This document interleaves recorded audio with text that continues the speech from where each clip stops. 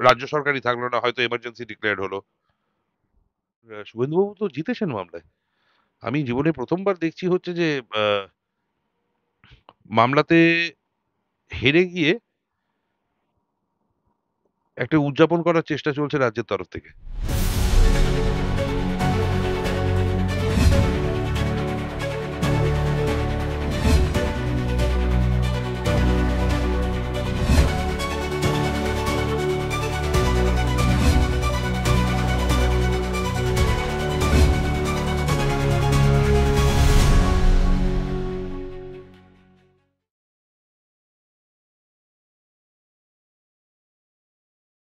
প্রথমেই আপনাকে CM news media স্বাগত। স্যার, প্রথমে যেটা বলবো যে অনেক মিডিয়া যেটা প্রচার করছে আজকে সকাল থেকে যে শুভেন্দু বাবুর রক্ষা কবচ প্রত্যাহার করেছে হাইকোর্ট। মানে এই রক্ষা কবচটা কি, বা এটা প্রত্যাহার করে নেওয়ায় কি কি অসুবিধা হতে পারে যদি বলেন। দেখুন, প্রথমত বলি হচ্ছে, এই রক্ষা কবচ বলে যে শব্দটি ইউজ করা হচ্ছে, এটি মিডিয়ার একটি সেকশনের মন গড়া একটি চটুল কথা মাত্র।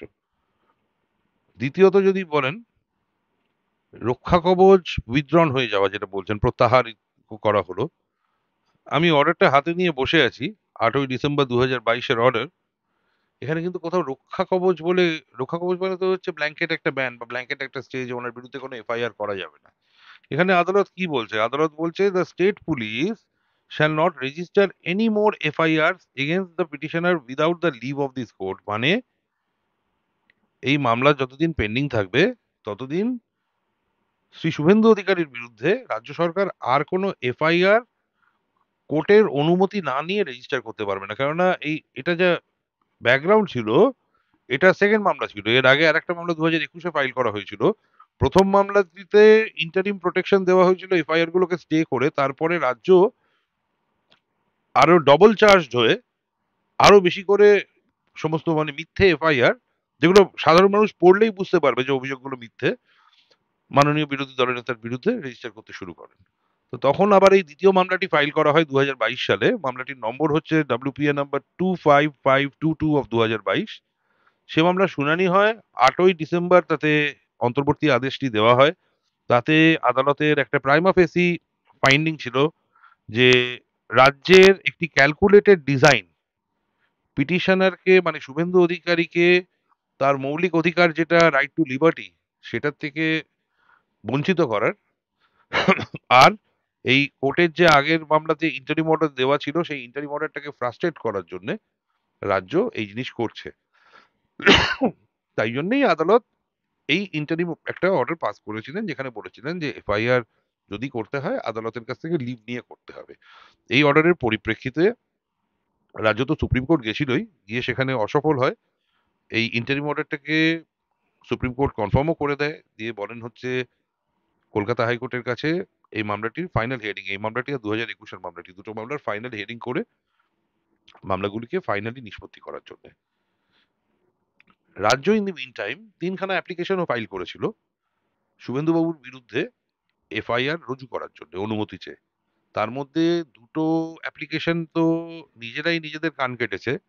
দুটো অ্যাপ্লিকেশন কিছুদিন শুনানি হওয়ার পরে রাজ্য বুঝতে পারে যে তাদের কাছেও কোনো যুক্তি নেই এফআইআর রেজিস্টার করার মতো কোনো গ্রাউন্ড দেখাবার আর কি।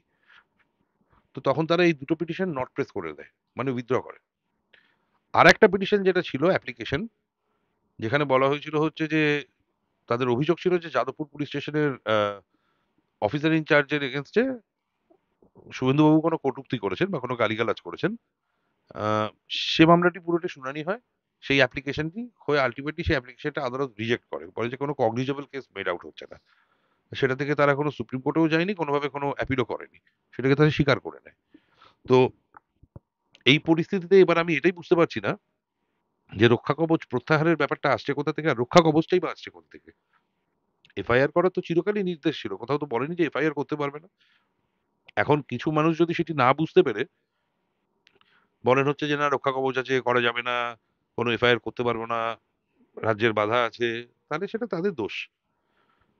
দেখুন, কোর্টের অর্ডার যেটা বলছে তার বাইরে তো গিয়ে কিছু বলা যাবে না। মানুষ যদি কিছু বলে চিৎকার চেঁচামেচি করে,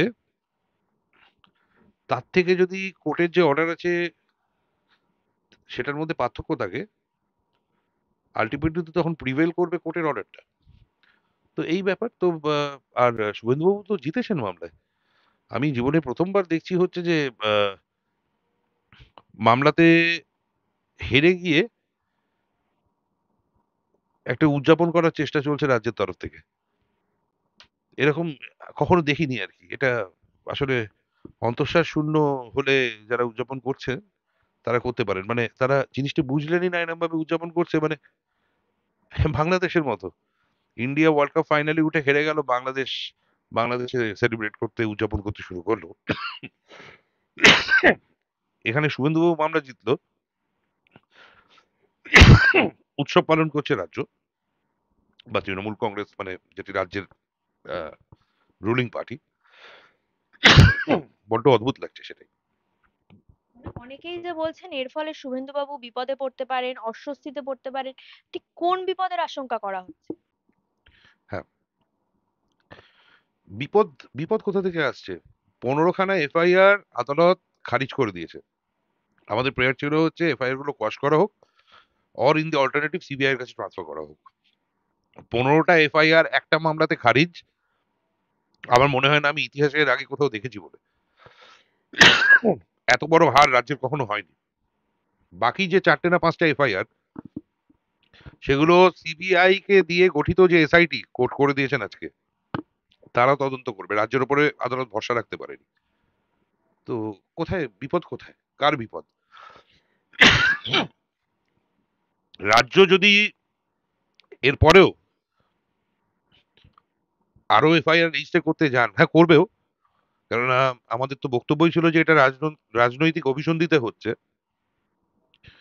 তাহলে তো আরো বেটার কেস হয়ে গেল, আরো ওয়েল এস্টাবলিশড হয়ে গেল যে রাজ্যের কতটা ভিন্ডিকটিভনেস মাননীয় বিরোধী দলনেতাকে নিয়ে।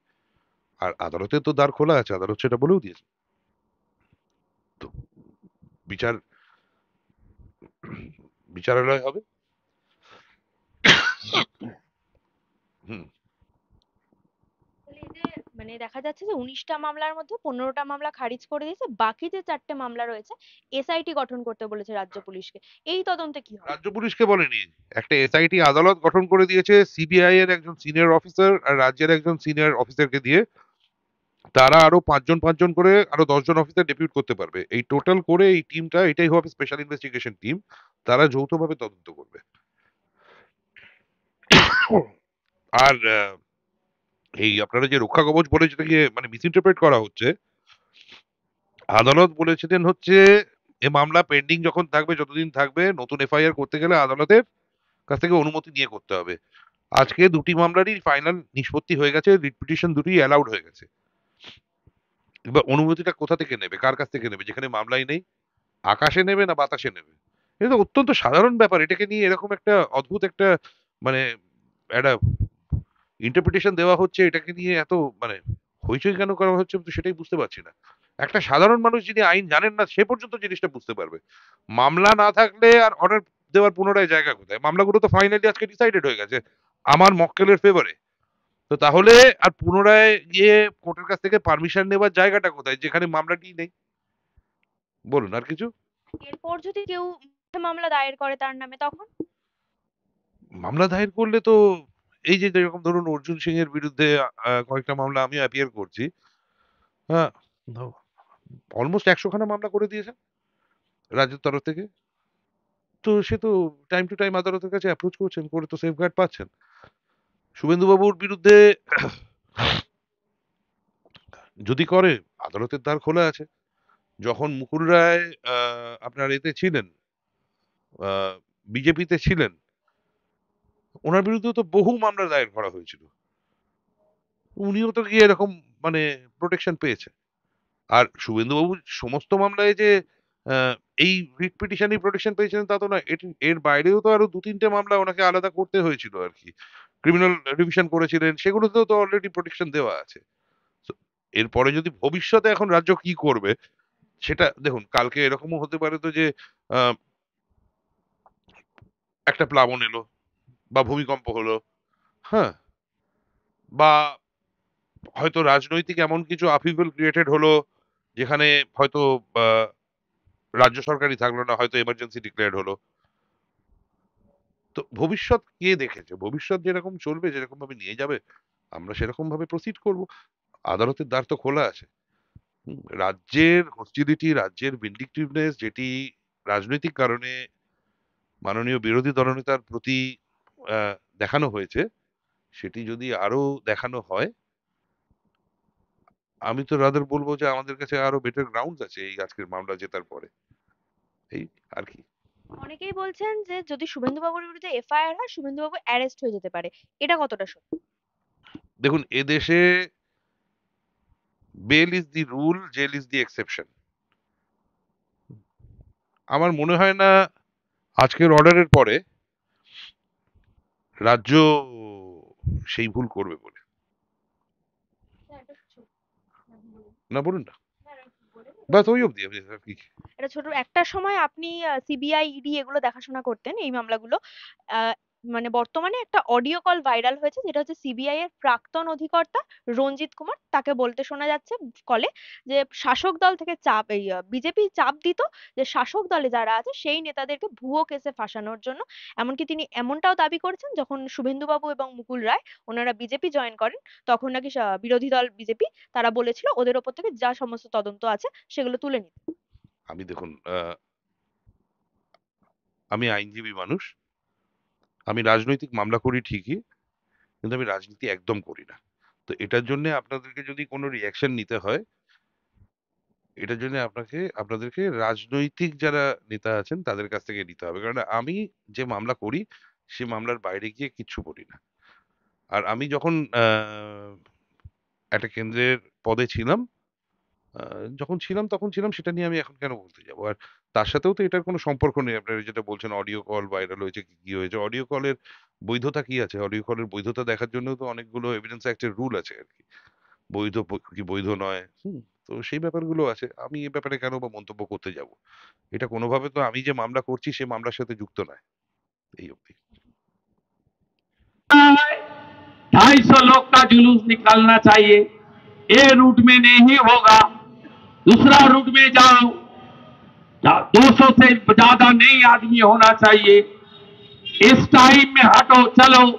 अरे भाई, हिंदू का त्योहार मनाने के लिए कोई लिमिटेशन है? हर समुदाय का त्योहार मनाने के लिए लिमिटेशन रहना नहीं चाहिए। लेकिन बंगाल में जब पत्थरबाजी में बंद कर दिया, रिसड़ा में, शिवपुर में, दालखोला में और मोमिनपुर इकबालपुर में लक्ष्मी पूजा का दिन किया था, वह भी एनआईए कराकर 37 को जेल के अंदर डाला। ये जब बंद हो गया ना, तब पुलिस आगे आकर हमारी त्योहार को, हमको हमारी हर्षोल्लास का साथ त्योहार को मनाने के लिए रुकावट डालना का काम कर रहा है।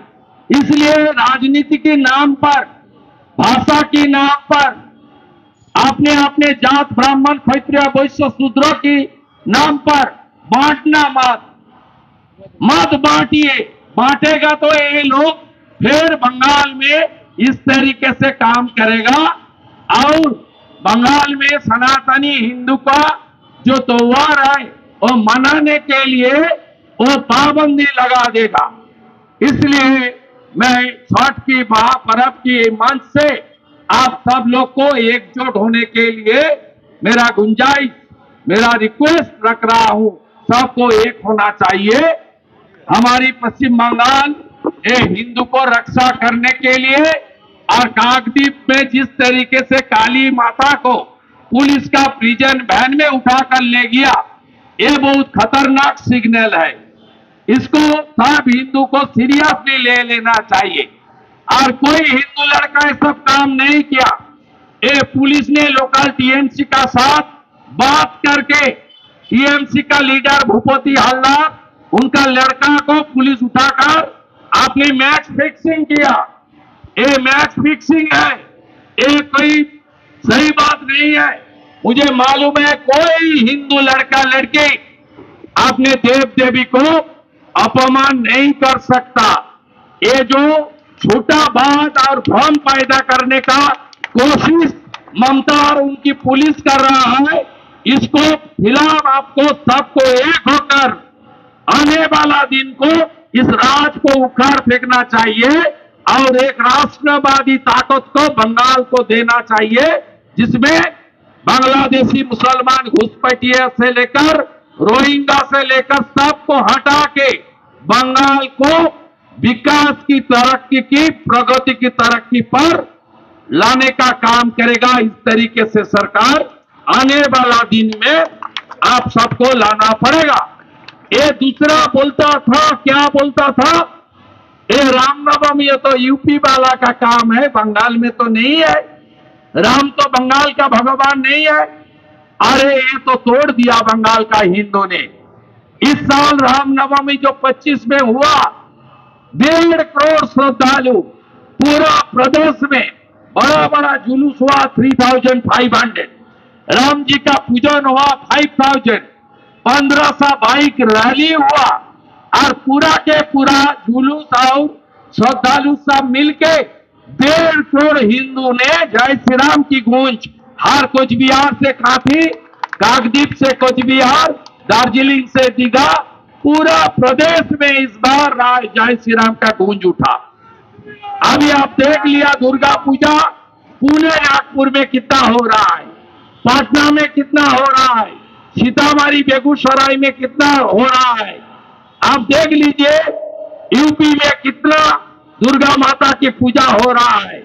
आज हिंदू समाज सब जो द्वार खड़े करने वाला ये देश विरोधी ताकत खड़ा करने का कोशिश किया था, एक को तोड़ने का काम कर रहा है।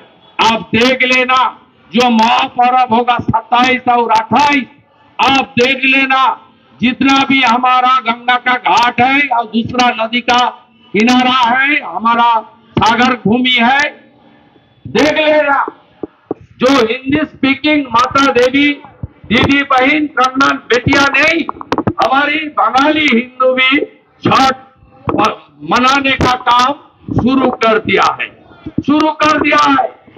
ये तो सूर्योदेव को उपासना है। अब छठी मैया हर हिंदू का भगवान है, देवी स्वरूप है।